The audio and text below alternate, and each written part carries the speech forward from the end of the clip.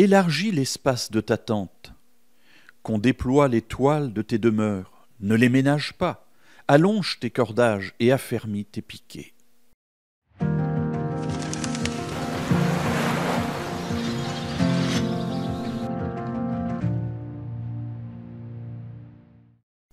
Un jour, j'ai eu l'occasion d'aller chez des gens qui étaient très riches.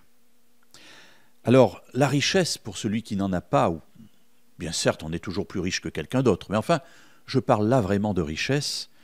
La richesse, pour quelqu'un qui n'en a pas, il se l'imagine à son niveau à lui. Il dit, si j'étais riche, j'aurais une maison avec 5 chambres et il y aurait une salle de bain dans chaque chambre. Ça, mes amis, c'est pas la richesse.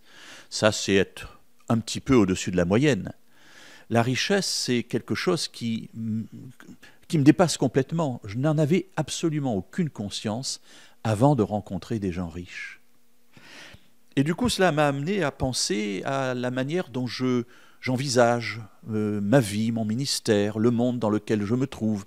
Et je me dis, je pense petit, je pense pauvre. En fait, même quand j'imagine riche, je pense pauvre.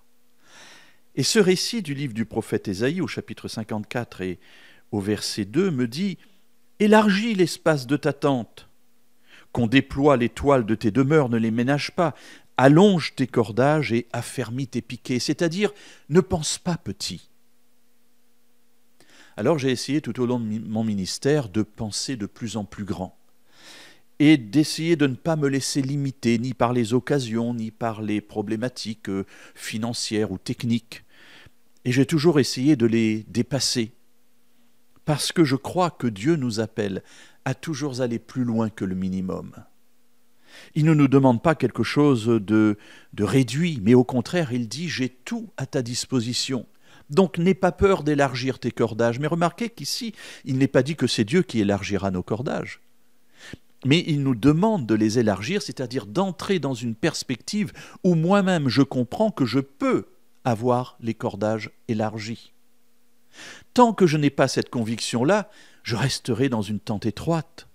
Je n'imaginerai pas le château dans lequel Dieu veut que j'habite, mais je resterai avec une maison avec 2 pièces de plus et une salle de bain dans chaque pièce. Alors Dieu me dit, j'ai des projets extraordinaires pour toi, j'ai des projets extraordinaires pour ta vie, j'ai des projets extraordinaires pour ta famille. Donc pense large, pense riche.